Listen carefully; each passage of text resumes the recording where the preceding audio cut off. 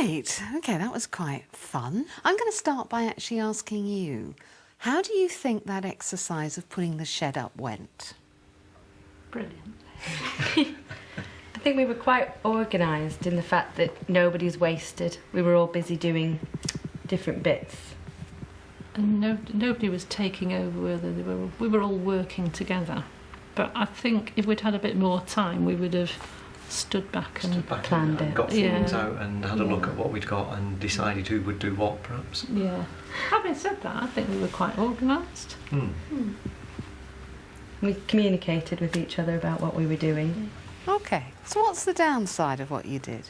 We didn't plan. Yeah, we didn't think about it. Yeah. We didn't have the fact that the floor was needed on the roof. We didn't have the time to do the planning, but in an ideal world we would have been able to plan it more. Was there anything else you noticed about the way that you actually worked on it as a team? I think we did split. We had different groups. Yes, we did, didn't we? Yeah. I noticed that. But I wonder how many people might have felt that there was a lack of direction and focus, a little bit on occasions just sort of like, I'm standing here and I'm not quite sure what I should be doing. I did. I did. Yeah. But I was willing for someone else to... I felt that you knew what you were doing, so I was I was happy for you to Carry on doing it. I felt a bit inadequate because I didn't feel I had the necessary skills, so I was quite happy to take my lead from other... Yeah, I was. Yeah. I was happy to just collect the resources that people needed because I didn't really know what stage with the big materials was needed, really. Well, it was kind of interesting for me as an outsider watching it because, I mean, what you're talking about now, I think has some real parallels with how you are as a team, actually. You've said about lack of time. Well, that's one of the things you've all been saying, that, you know, there is a real time pressure on you as a team. And maybe one of the things that you might want to think about is we can't create any more time, but maybe we have to use the time that we've got slightly differently. I'm wondering if you need to invest a little more quality time in yourselves as a team and make some real priorities around what's important about coming together. So that was kind of one thing. And then I think you were right. When I watched you, I thought, oh, this is interesting. You've just split into two teams. Guess what? Experienced group and the less experienced group. And it wasn't because there was any animosity. I mean, the nice thing about your team is that there's no animosity. And I think that what has happened, although it's quite a natural thing to happen, is something maybe you want to think about how can you address, how can you integrate more? Because when I watched you do the shed, you just naturally drifted. And interestingly, when you were all together, there was a sense in which I think some of the people that I've got in the kind of the new group, if I can put it like that, if I read the body language right, it was a bit like I'm looking for direction. So I think maybe, you know, one of the things you could think about as a group is how can the people with the experience mentor more, but also bring out the people, okay, who don't maybe have as much experience and provide some more focus for that. But at the same time, I think the people who don't have that experience maybe need to actually ask for things. Because I've got a feeling that there's a sense in which maybe you don't ask. So maybe there's a 50-50 coming together that might actually help, I think, with the cohesiveness of the group. Does that make any sense to you at all? Yeah. Yeah? Yeah. Yeah? Okay. How about having a group meeting where you talk about some of these things, look at maybe slowing down, and also then think about this, how can experience and learning come together? Because you're all highly talented. So maybe that's going to be an open and honest discussion when I'm not here. Yeah? I think we can do that. Mm-hmm. Good, because I will be back.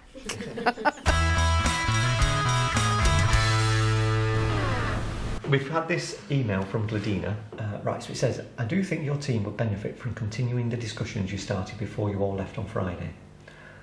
The less experienced members need more direction while being encouraged to grow, take responsibility and make independent decisions. They all manifest the same trait but in different ways. They do not like to be perceived as needing guidance in case this can be seen as incompetence. Then she goes on to say, it is easier for an outsider to see the difference between those of you who are experienced managers with the confidence that comes with that and those of you who are not. Since the filming, things have progressed quite a lot. We've had several meetings to discuss roles and responsibilities, which we've all agreed on and we are all happy with. We had a discussion last week and we were thinking about pairing, if one of us paired up with like one of you. Oh, that's a good idea. And did things like classroom observations.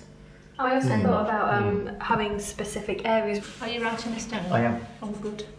The issue of, you said there about doing some work together would come through from that, because we'd have to do joint lesson observations.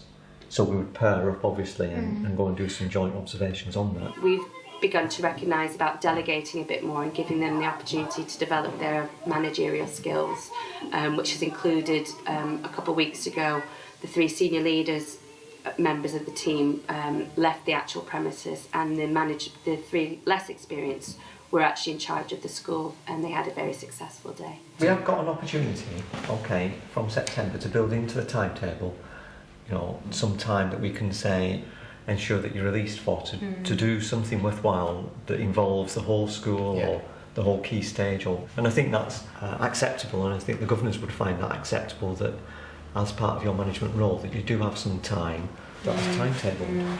Also, we have agreed some time for management so that we can fulfil our responsibilities correctly.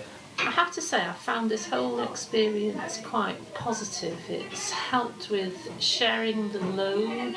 See, I think it's going okay. I think so, yeah, I feel a lot happier.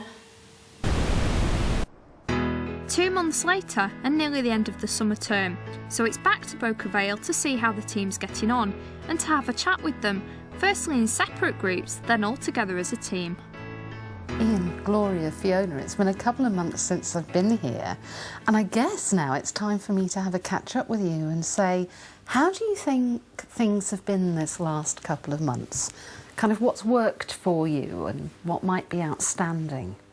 The way the new members of the team have adopted their roles, if you like, and we've clarified their roles, and they seem to be happy and they seem to be growing into them, shall we say. And I think it has opened up a lot of discussion amongst the 6 of us, how to move things forward in terms of, you know, because we've got inexperienced people and more experienced people.